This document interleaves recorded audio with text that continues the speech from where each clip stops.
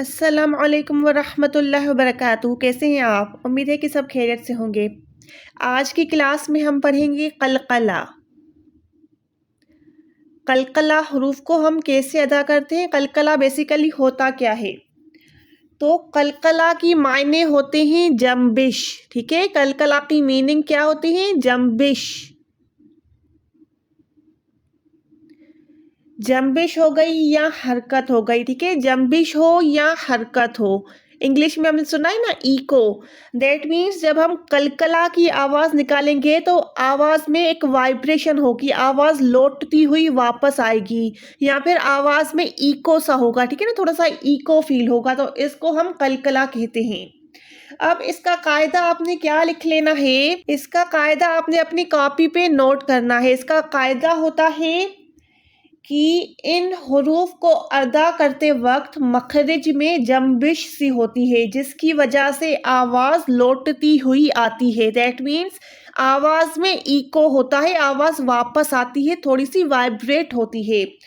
अब वो हुरूफ होते कौन से हैं? तो कलकला के टोटल 5 हुरूफ होते हैं। कौफ, तो, बा, जीम और दाल। ठीक है, टोटल इन ये 5 हरूफ होते हैं जिनमें आवाज में इको या वाइब्रेशन होती है, लेकिन कब? जब इन पे जज़म हो। ठीक है, अगर इन पे जज़म होगा तभी इनमें कलकला होगा। अब आपने इनको याद करने के लिए सिर्फ एक वर्ड याद कर लेना है, वो है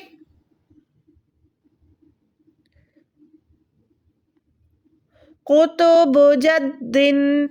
अगर आपको ये 5 हरूफ याद ना हो तो आप जो है ये एक हरूफ याद कर लें। इस हरूफ को याद करने से आपको जो ना 5 हरूफ ये याद हो जाएंगे, कौफ, तो, बा, जीम, दाल। इन 5 हरूफ को आपने जब भी अदा करना है जज़म के साथ, दैट मीन्स ये 5 हरूफ में से कोई भी हरूफ साकिन हो तो आपने इसमें जंबिश करनी है, आपने इसमें इको वापस लानी है। ठीक है ना, आवाज में आपने लाजमी इको रखना है। तो सबसे पहले इनकी एग्जाम्पल्स की तरफ हम चलते हैं। फॉर एग्जाम्पल यहाँ पर हो तजरी, इस टाइप का हरूफ हो। अब आप मुझे यहाँ पर खुद बताएं कि यहाँ पर कौन सा हरूफ है जिसमें कलकला है। कौफ, तो, बा, जीम, दाल।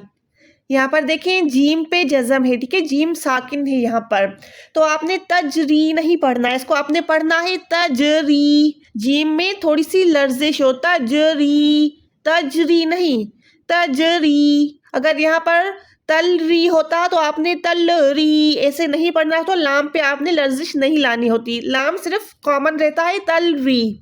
ठीक है, तलरी। लेकिन अगर यहाँ पर जीम है तो आपने जीम में इको लाना है, तजरी। जीम को दैट मीन्स आपने छोड़ना है यहाँ पर, तजरी। वैसे ही अगर यहाँ पर और एग्जांपल ले लें,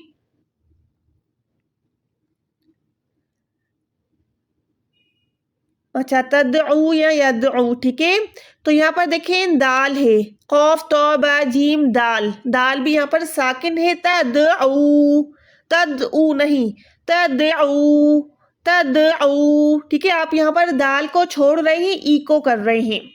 अगर यही जो है आखिर में जैसे आता है ना, अगर ऐसे कोई हरूफ हो,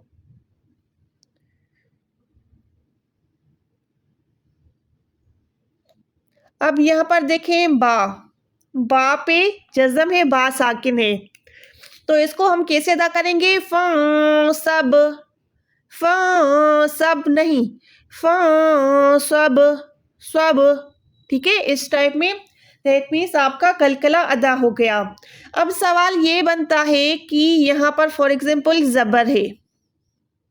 ठीक है, यहाँ पर ज़बर है और यहाँ पर जो है वक़ुफ़ है, तो आपको ये भी पता होगा कि ज़बर, ज़ेर पेश, दो ज़ेर, दो पेश, खड़ी ज़ेर, उल्टा पेश, इन सब पे जो है जब भी वो आखिर में आते हैं तो उनको क्या होता है, वो बन जाते हैं जज़म। ठीक है, वो साकिन बन जाते हैं। दैट मीन्स यहाँ पर ये जो बा है ये इस पे जज़म आ गया वक़ुफ़ की सूरत में।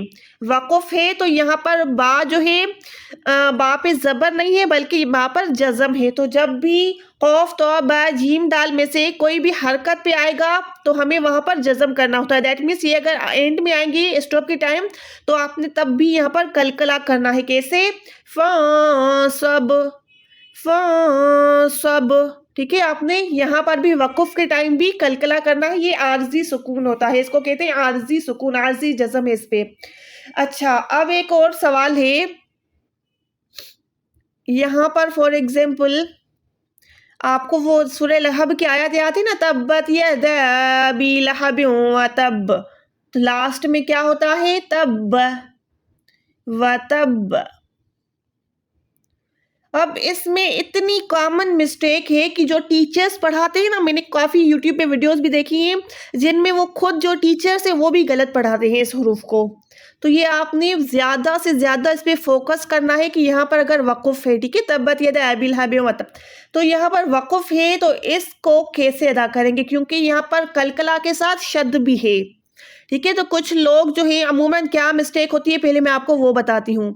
इसको पढ़ते हैं व तब, तब यहाँ पर जज़म करके इसको कलकला करते हैं व तब, लेकिन ये गलत है, ठीक है। यहाँ पर तब नहीं है क्योंकि यहाँ पर बा पे शद है।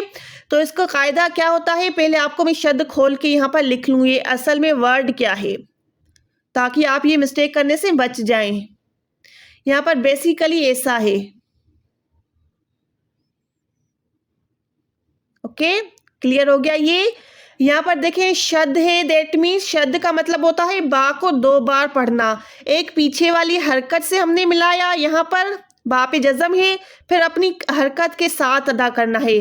तो यहाँ पर स्टॉप है, यहाँ पर देखिए वक़ुफ़ है तो इस ज़बर को हमने यहाँ पर साकिन करना है। तो ये यहाँ पर साकिन बन गया। ओके, इतनी बात क्लियर हो गई कि शद को जब हमने खोला तो ये वाला बन गया। अब इस बा पे हमने स्टॉप किया है तो यहाँ पर ज़बर के बदलाए यहाँ पर साकिन आ गया। इतनी क्लियर हो गई। अब आप देख सकते हैं कि यहाँ पर एक जज़म के बदले यहाँ पर देखें 2 हैं, 1 2, दोनों बा जज़म के साथ है।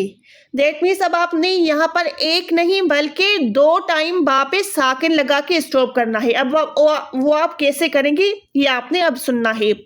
व तब, ठीक है, आपने व तब नहीं पढ़ना, व तब ऐसे लोग पढ़ते हैं। अब यहाँ पर पहले आप बा को ता से मिलाएं, व तब, फिर बा पे खुद जज़म दें, व तब, ठीक है, तब आपकी जाके प्रोनाउंसिएशन करेक्ट होगी। तब्बत यदा अबी लहबिन व तब नहीं, व तब, ठीक है। आई होप कि आपका ये मसला भी आज हल हो गया होगा। मिलते हैं अगली क्लास में, अपना बहुत सारा ख्याल रखिएगा। अल्लाह हाफिज़।